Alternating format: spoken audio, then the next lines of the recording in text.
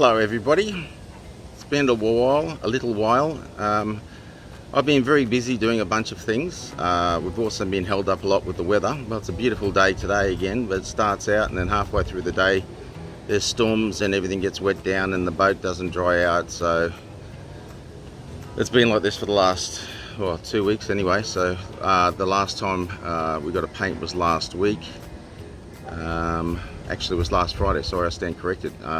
And Joe, the painter, he did the top bridge. So the week before, Tony from All Tones Paint did a fantastic job. As you can see on the hull here, it looks just brilliant. Now I wasn't going to show anything, but it's been going on too long. I've been doing a lot of other videos on, I bought a GoPro 10, but you've got to stick that into the computer and go through the whole process, different program on the computer. So with my phone I just do it's a straight easy little dit, and that's what I've been doing on the phone. So it's also 1080p where the other one's 4K on the new one. So you get high resolution on the other phone, on the GoPro. What else? Okay, so what I've been doing a few projects. I've been spent like this last 4 or 5 days stripping back the boat transom because the paint was lifting again. It just didn't look any good, so I took the whole lot back.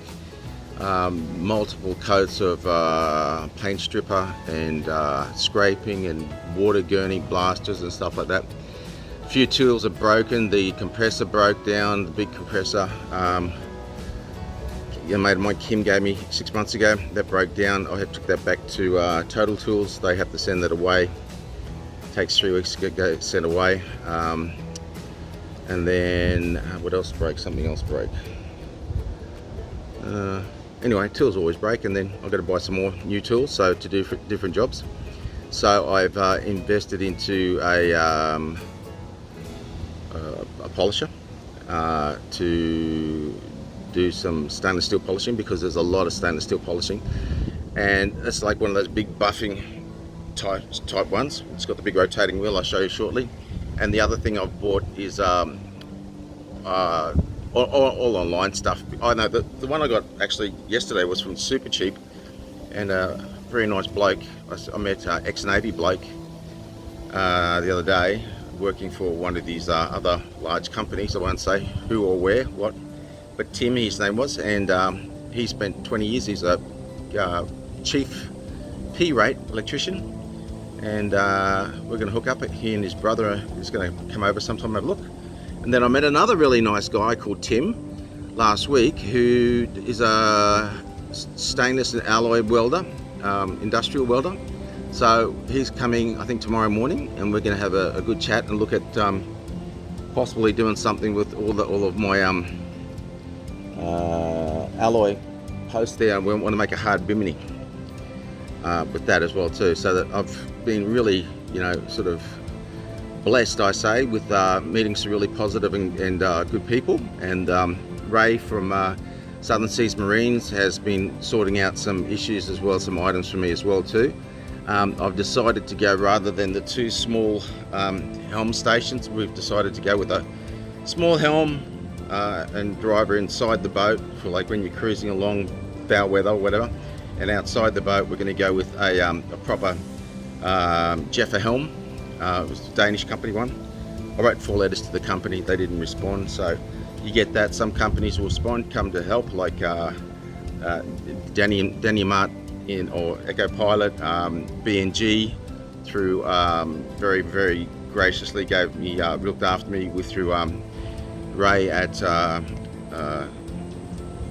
Southern Seas Marine at the Gold Coast City Marina, and yeah, some other companies have been fantastic. So, and hopefully this afternoon from MTA Turbos, I'll finally get the turbo back for the Volvo Penta, 75 horsepower. And then another very, very kind chap has donated the elbow to us for the motor as well too, and that's a friend of Rob's at from all these different names and different companies. Marine Mechanical Solutions. I forget the name of the company that, I think it was, oh, it'll come to me anyway, I've got shocking memory. So I'll be giving him a shout out and adding his name onto the list of supporters and sponsors. So he's 100% sponsored a very expensive exhaust elbow for the motor. It's $1,100. Very much appreciated. Thank you. This is what keeps me going. Really, it's the fact that if I had to do this all by myself, financially, I couldn't do it. So I really appreciate all the help and support I get from everybody, and also love and appreciate all the support I get from you guys just watching the videos. So if you haven't subscribed, please subscribe. Hit the like button, because apparently it doesn't matter how many subscribers you got, but you need lots of like buttons. So you need to hit that like button. And a lot of people do it right at the end, but I'll try reminding people through the middle. So hit the like button. So I'll take you on a bit of a tour of what's been going on, and some of the jobs I've been completing and doing. It's a bit messy, forgive it. I'll do it on a tighter focus, so I exclude all the bombshell garage messes in my backyard, not backyard, whatever. Anyway, so I'll show you what's going on. So let's flip this around. Okay, so let's zoom up a bit. Okay, so that's, you can see how good that's looking.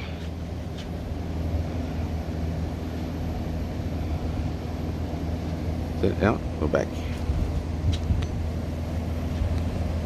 Whoop. So you can sort of see how fabulous that's looking. So he's so that was all done by Tony, and then Joe did it all up along here, all the way around. So he's got to give that another hit. He's got to give that another hit apparently. And then I'll show you what I've been doing. It's a bit bright out here. I'm selling that anchor. Anybody else wants a nice big Manson New Zealand 80-pound anchor? So this is what I bought this the other day at Super Cheap Auto. They looked after me really well on a good deal. And I bought these ages ago from Zephyr. That's from the States. About $400 this kit, very expensive. But anyway, and then I bought a bunch of these discs to do my polishing, and I got these Zephyr, so I'm about to give those a shot shortly with this. There's 3 levels, the same as these. You've got what's this, medium, you got coarse, medium and fine. These are the fine, but and then you've got the final buffing one. Mads from Sail Life or Boat Life or something like that on the Danish channel, he does that. He put me onto those. But so I'll show you what I've done. So this is actually the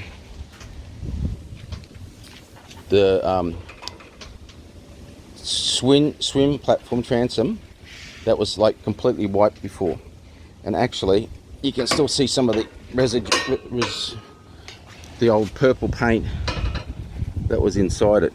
I won't be able to get to that. This is underneath anyway, so you don't really see that. But this will actually lift up when we're underway, so the transom's not getting smashed. And then also I've got to figure out how we're going to put the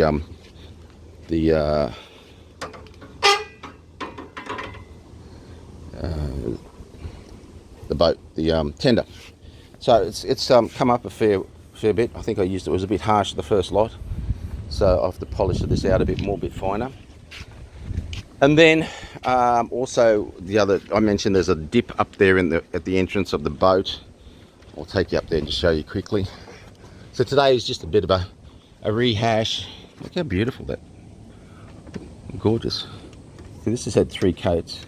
That's just had 1 coat, I think. So he's got to do another 1 or 2 coats on this.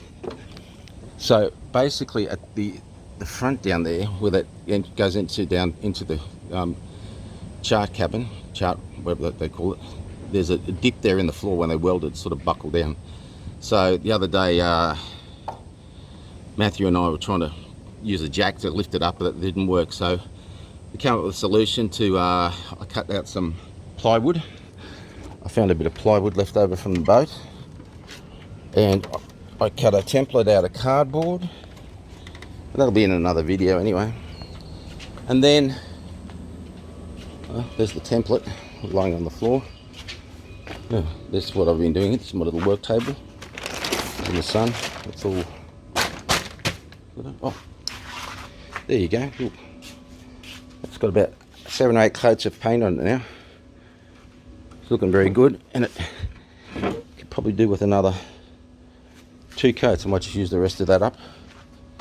And then it brings me back to this. This is the marine ply. It's still a bit sticky.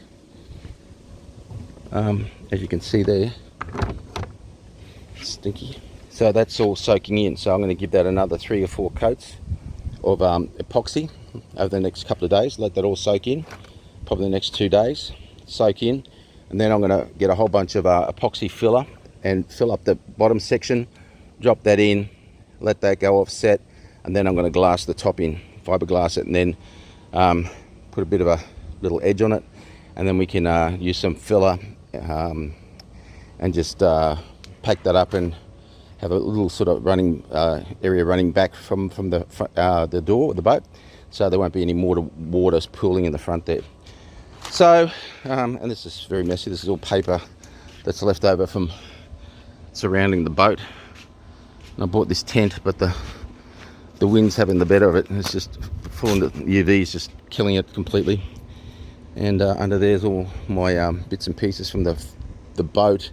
This is all the panels of the wood that came off the floor of the boat. That was a muffler that came out of the boat.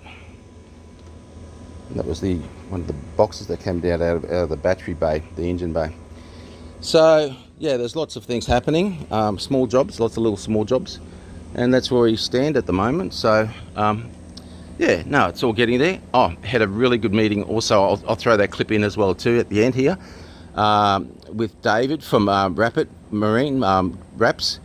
Last year I actually did a video, and then I worked out like this stunning boat, and it worked out that it was actually his company that did it. So I brought him all the videos, and he's looking after me with some fantastic looking designs for the boat, for the naming of the boat, but that's not going to be put on until we completely finish all the painting. So I'll add those on, and I'll get this up and at it, because I want to keep you all informed on where we are today. Thank you.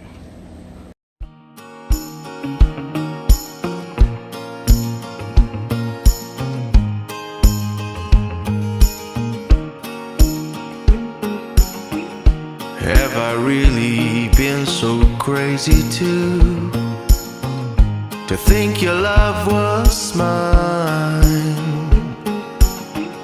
serenading to sinking moon?